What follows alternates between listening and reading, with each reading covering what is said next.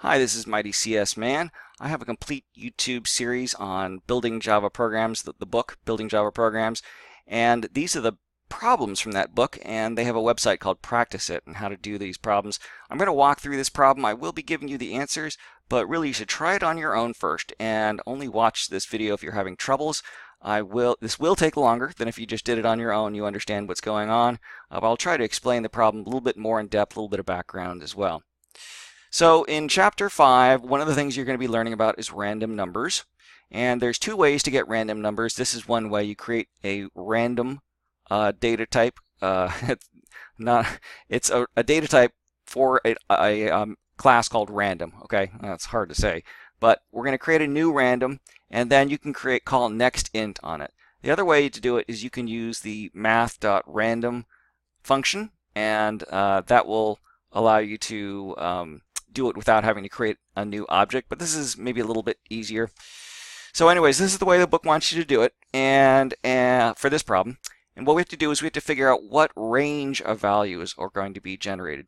So the important thing to know about the random object as well as math.random is that you give it a parameter of a number, and then what that gives you as a result is a random number between 0 and this number minus 1.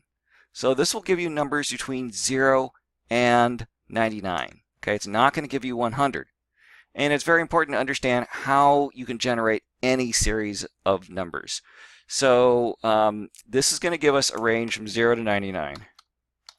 Now, what happens if I wanted it from 0 to 100? I'd have to actually give it nextInt of 101. What happens if I wanted it between 1 and 100?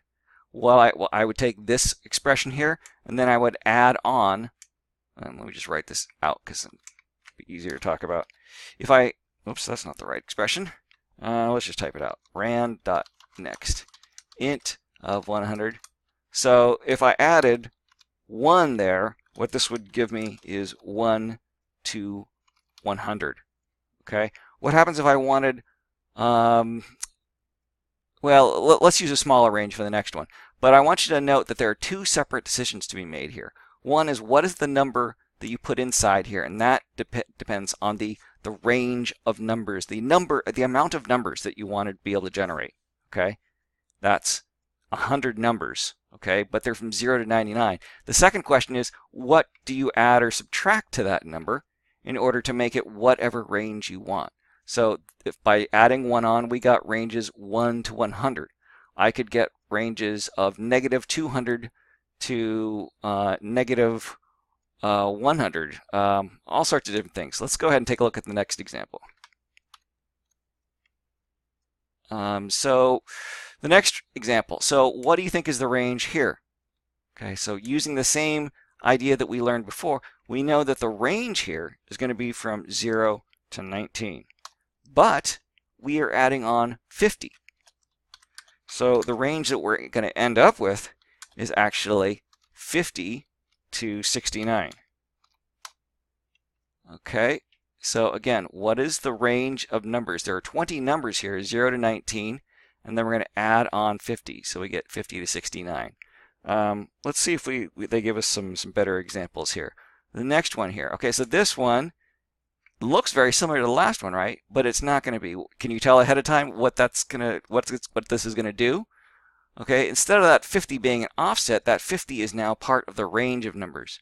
So we're going to have a much larger range of numbers. Instead of 20 numbers, now it could be any one of 70 numbers. Okay, and those numbers are going to be from 0 to 69. And without adding that 50 there, they're going to start at 0. Now, what happens if we had added 50 to this expression here? Then we would have been 50 to, what's 50 with 69? 119. 50 to 119. Okay, the next one's good because we're finally going negative. And sometimes it's very important to get negative. So this is very similar to the first one, A, but now, so we know the range is 0 to 99, but then we're subtracting 20. So that's going to get us a range that actually goes from negative 20. So we start with that first number, 0, we subtract 20. So it's going to be negative 20, and then to instead of 99, that's not a negative 99, it's 0 to 99, it's going to be to negative 79. Okay, so I'm just going to go off on a slight tangent here and say, what happens if we wanted to get ranges from, I'm just going to separate this, from negative 20 to 20? How would we do that? We would do ran.nextInt, and we've got to figure out, well, how many numbers are in here? From negative 20 to 20. That's 40 numbers. But those 40 numbers go from 0 to 39. So what's the first number of 0? We need to subtract 20 to get that first number. And what is the second number? The second part of the range is 20. So if we get to look at the max value here, that's actually 39 minus 20, so that would be 19. So we actually need to increment this by 1. 41. So negative 20 to 20, there's actually not 40 numbers, there's actually 41 numbers. Let's think about a small example of that. Negative 2 to 2. So that's negative 2, negative 1, 0, 1, 2. That's actually 5 numbers, not 4. So that's something to remember. So when looking at generating ranges, you have to look at how many numbers do you want to possibly generate. Okay, in this case 41. And be aware that when you cross the 0 boundary, you're actually adding an additional one. Negative 2 to 2 is actually 5, not 4. Okay, then you have an offset. So you can make these numbers go negative by subtracting 20 from that. Okay, again, that is not this problem, but I'm just giving you a little more practice in that. Okay, the last one. We know that nextInt 10 is going to give us numbers from 0 to 9. That's 10 numbers from 0 to 9. And then they're going to be multiplied by 4. Okay, so we actually have to do this for each one separately. So that's going to be 0 times 4, 1 times 4, 2 times, oops, sorry, typed the wrong number, 4, and then 8, 12, 16, 20, 24, 28, 32, 36. 9 times 4 is 36. So we've got that range there. So that's the problem, and let's just review what we've learned. So we've learned how to use the random object to generate a member of the random class, and then we've learned how to use nextInt. There are two things you need to consider when using random number generation. One is the range that you're going to cover. The other is the offset. Using those two things, you can generate any range of numbers anywhere.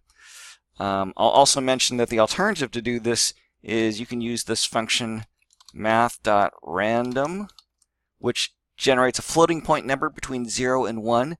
So to do the equivalent of nextInt, what you're going to have to do is multiply by 100, but then also in many cases you're going to have to convert it to an int, like this. And you're actually going to need to put this in parentheses. So that function there is equivalent to this function here. But unfortunately, it is not equivalent to practice-it. There's something weird about the way practice-it's test harness works. So that it doesn't like doing this compared to that, even though it does the exact same thing if you were to drop it into Eclipse. So in practice-it, I think you're going to have to rely on the ran.nextInt. So if you found this video, please like and subscribe. I've got a complete curriculum for building Java programs with lectures for every chapter and many of these practice-it problems as well. Thank you very much.